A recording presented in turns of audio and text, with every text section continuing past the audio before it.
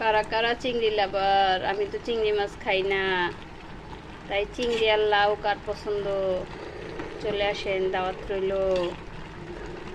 আর ছেলেরা হইলো খেলতেছে, দুই ছেলে মিলা সারাদিন বু বা হা হু এই খেলতে আছে তো খেলতে আছে, আর আমি তো রান্তাছি। তো এইভাবেই দিন যায় আমার। আমি রান্না করি আর ছেলেরা খেলা করে। স্কুল বন্ধ দিছে, কোথাও যাইতে পারে নাই, তাই ঘরে বসে বসেই খেলে। কারণ স্কুল খুললেই আবার পরীক্ষা শুরু, সিটি শুরু, সিটির পরে আবার ফাইনাল শুরু, যাবে কই আর।